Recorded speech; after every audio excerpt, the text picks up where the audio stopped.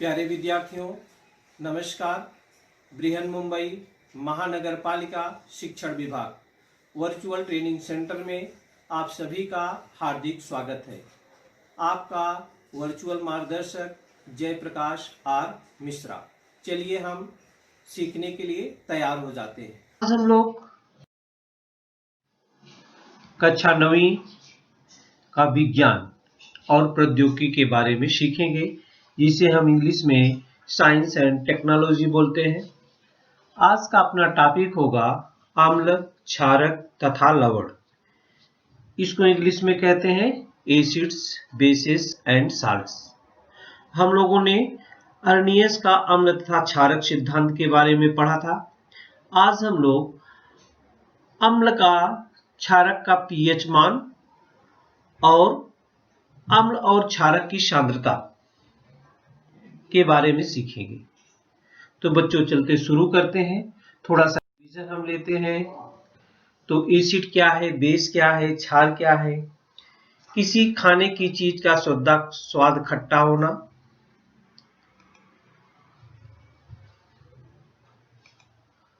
उसमें उपस्थित एसिड के कारण होता है। इसकी चर्चा हम लोगों ने किया था। अगर चीज का स्वाद है खट्टा है तो उसके किस कारण से होता है? एसिड के कारण होता है। और किसी खाने की चीज का कड़वा स्वाद है तो उसमें उपस्थित क्षारक के कारण होता है।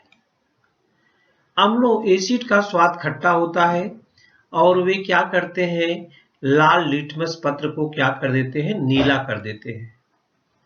क्षारकों का स्वाद जो होता है कड़वा होता है और वे क्या करते हैं? नीले लिटमस पत्र को लाल कर देते हैं। परंतु ज्यादातर एसिड और बेस कोरोसिव होते हैं, यानी ये चमड़े को जला देते हैं। इन पर स्वाद का टेस्ट नहीं किया जा सकता है। तो सभी एसिड और बेस को आप टेस्ट भी नहीं कर सकते हो, बल्कि उसका प्रयोग हम लेबोरेटरी में करते हैं कि एसिड है कि बेस है।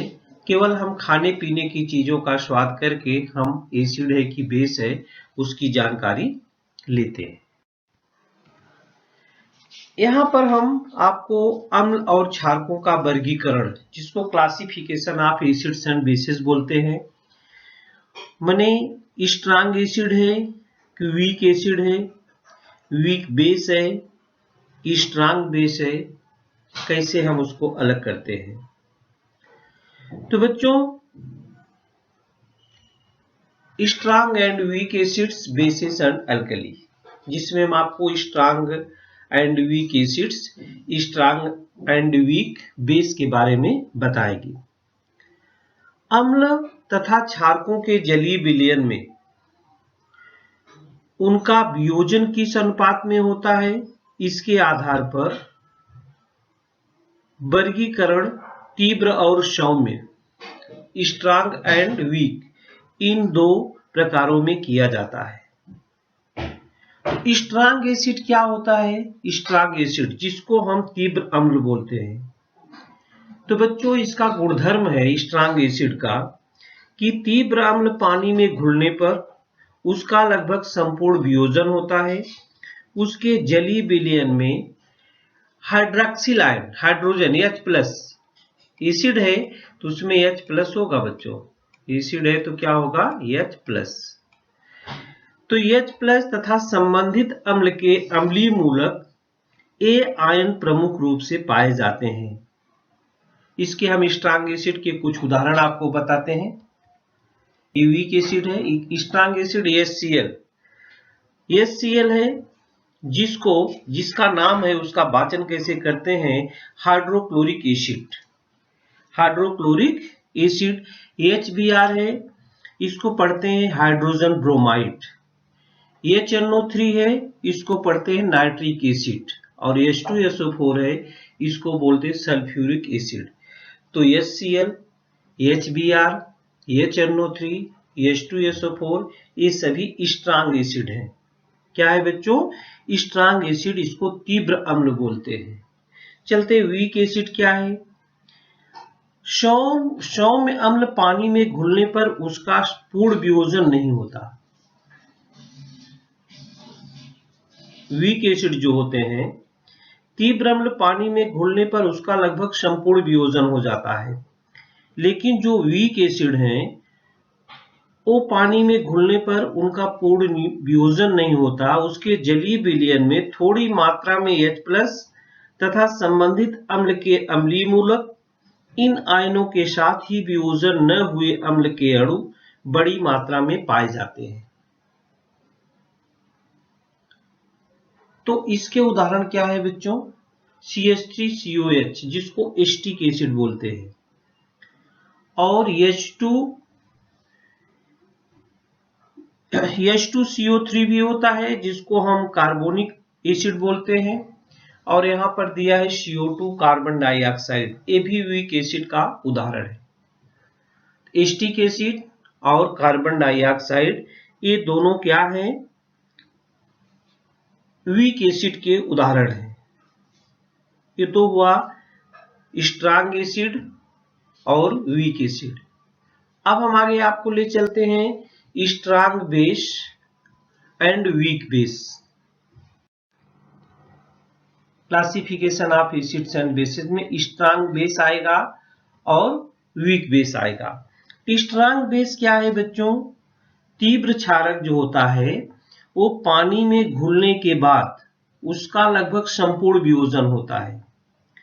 उसके जलीय विलयन में आप पहचानते हैं H+ एसिड और OH- क्या है? हाइड्रोक्सिल आयन, ये है बेस, बराबर।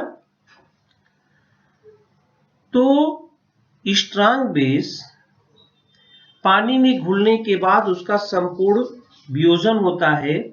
उसके जलीय विलयन में OH-, हाइड्रोक्सिल आयन तथा संबंधित क्षारक के मूलक, यही आयन प्रमुख रूप से पाए जाते हैं। जैसे इसके उदाहरण है sodium hydroxide NaOH, KOH potassium hydroxide, CaOH whole twice calcium hydroxide, और Na2O जिसको हम सोडियम ऑक्साइड भी पढ़ते हैं। NaOH sodium hydroxide, KOH potassium hydroxide, CaOH whole twice calcium hydroxide और Na2O सोडियम ऑक्साइड, ये सब स्ट्रांग बेस हैं, मतलब तीव्र भस्म जिसको आप कह सकते हैं। वीक बेस जिसको हम सौम्य भस्म कहते हैं, वो क्या होता है? Weak base. ये सौम्य क्षारक पानी में घुलने के बाद उसका संपूर्ण वियोजन नहीं होता। उसके जलीय विलयन में कम मात्रा में OH- तथा संबंधित क्षारीय मूलों के साथ वियोजन न हुए क्षारक के अणु बड़ी मात्रा में पाए जाते हैं। जैसे इसका उदाहरण है NH3। NH3 को पढ़ते हैं अमोनिया। इसका दूसरा उदाहरण अमोनियम हाइड्रोक्साइड भी है, NH4OH पढ़ते हैं उसको। ये तो हुआ, आपने देखा strong and weak acids and bases देखा। अब अल्कली क्या है बच्चों? जिसको हम क्षारक बोलते हैं। क्षारक, जो क्षारक पानी में बड़ी मात्रा में विलय होते हैं, अल्कली को लवण भी बोलते हैं, उन्हें हम लवण कहते हैं। इसके उदाहरण क्या क्या है? NaOH sodium hydroxide, KOH potassium hydroxide और NH3 अमोनिया। इसमें तीव्र लवण कौन कौन से हैं और सौम्य लवण कौन कौन से हैं? NaOH और KOH ये दोनों तीव्र लवण हैं। NaOH and KOH are strong bases while NH3 is a weak base। मतलब NaOH और KOH ये स्ट्रांग लवण है और NH3 क्या है? सौम्य लवण है। ये हुआ बच्चों अम्ल तथा क्षारकों का वर्गीकरण, जिसको हम classification of acids and bases बोलते हैं। आगे हम आपको लिए चलते हैं, कुछ रिएक्शन बताएंगे हम आपको। बेसिसिटी एंड एसिडिटी, ये क्या होता है? अम्ल की क्षारकता, क्षारकता और अम्लता, क्षारकता और अम्लता। तो क्षारकता क्या है? अम्ल की क्षारकता किसे कहते हैं? Basicity of acid. अम्ल के एक अणु में वियोजन से जितने H+ आयन, अम्ल के एक अणु के वियोजन से जितने H+ आयन पाए जा सकते हैं वह संख्या उस अम्ल की क्षारकता कहलाती है। वह संख्या क्या कहलाती है? उस अम्ल की क्षारकता कहलाती है। और क्षारकों की अम्लता किसे कहते हैं? एसिडिटी ऑफ बेसिस क्या है? इसमें जो होता है क्षारक के एक अणु में वियोजन से जितने हाइड्रॉक्सिल आयन OH-, क्षारक के एक अणु के वियोजन से जितने हाइड्रॉक्सिल आयन पाए जा सकते हैं वह संख्या उस भस्म की अम्लता है। एक बार फिर से देख लेते हैं। बेसिसिटी ऑफ एसिड्स, अम्ल की क्षारकता क्या है? अम्ल के एक अणु के वियोजन से जितने H+ आयन पाए जा सकते हैं वह संख्या उस अम्ल की क्षारकता है। और क्षारक के एक अणु में वियोजन से जितने हाइड्रॉक्सिल आयन पाए जा सकते हैं वह संख्या उस भस्म की अम्लता है।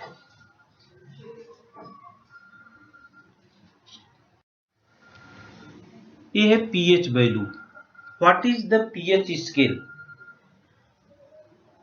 हम लोगों ने देखा है बच्चों कि पानी में घुलने पर अम्लों तथा क्षारकों का कम अधिक मात्रा में वियोजन होता है।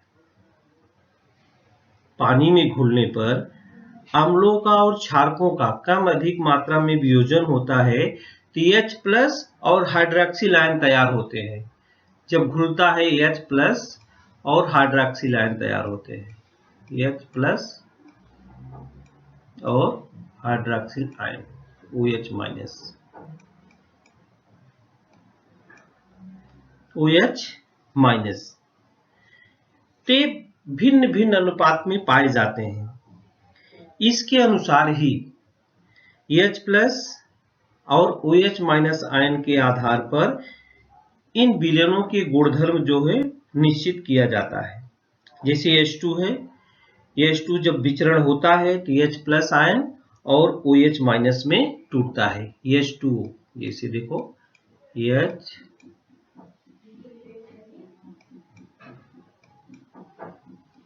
H2O पानी, इसका जब वियोजन होता है तो H+ और हाइड्रॉक्सिल आयन में।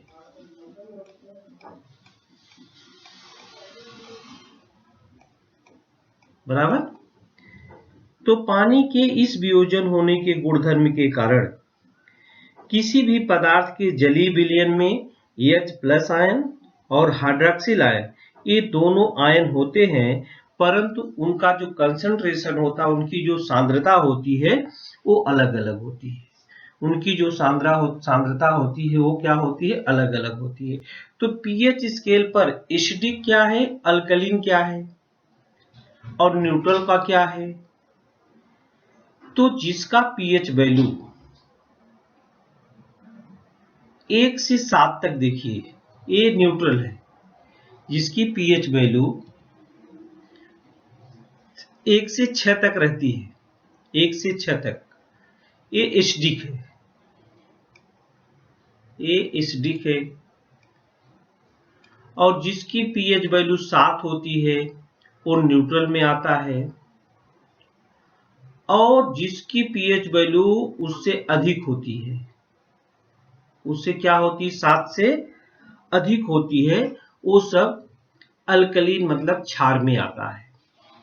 जैसे जल का pH मान है, जो हम पानी पीते हैं वो ना अम्लीय है ना क्षारीय है, तो उसका pH मान क्या होता है? 7 होता है। दूध जो हम पीते हैं वो अम्लीय कह सकते हैं आप, 6.4 होता है।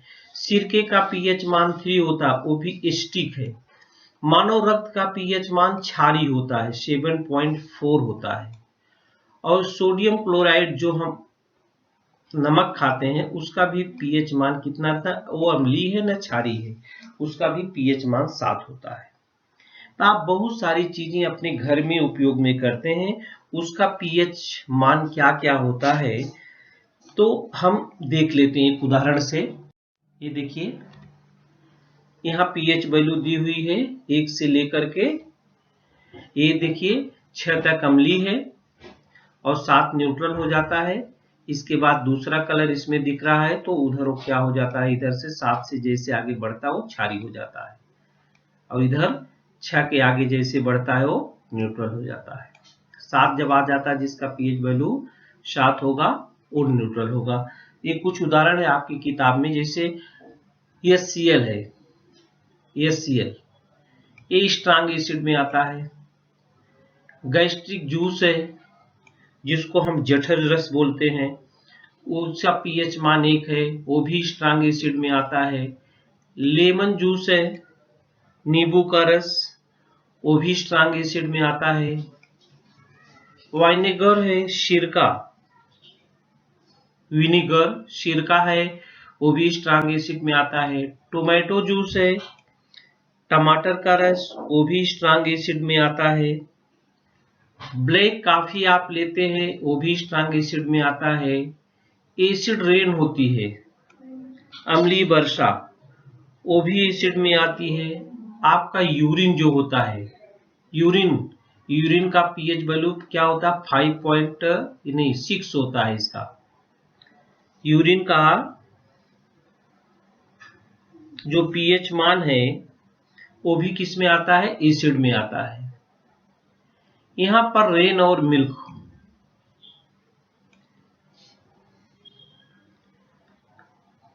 रेन जो होता है बारिश होती है उसका 6.5 होता है और दूध का 6.5 और जो शुद्ध पानी है बारिश का 6, मूत्र का 5.6।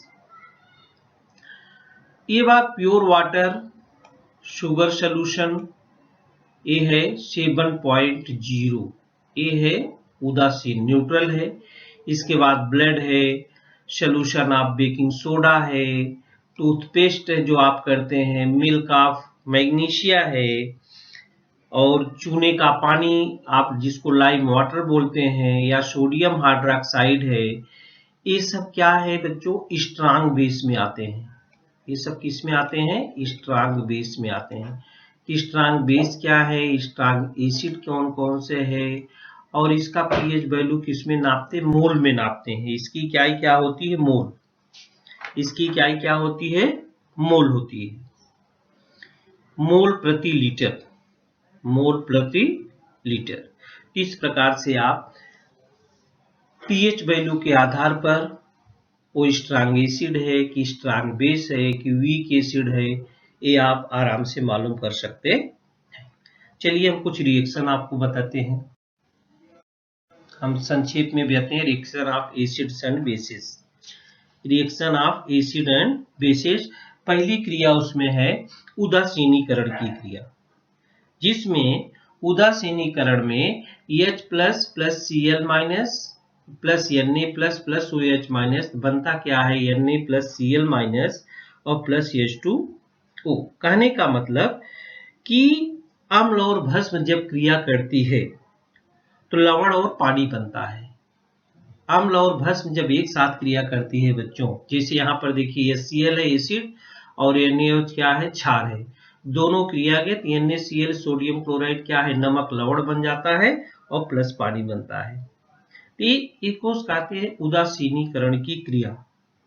उदासीनीकरण की अभिक्रिया जब अम्ल और भस्म, आप इतना ही समझिए कि अम्ल भस्म जब क्रिया करती है तो लवण और पानी बनता है। HCl plus NaOH, HCl plus NaOH बराबर सोडियम क्लोराइड लवण है और ये क्या बनता है, पानी बनता है। दूसरा जो रिएक्शन है, धातुओं के साथ हम लोग की अभिक्रिया किस प्रकार से होती है, reactions of acids with metals.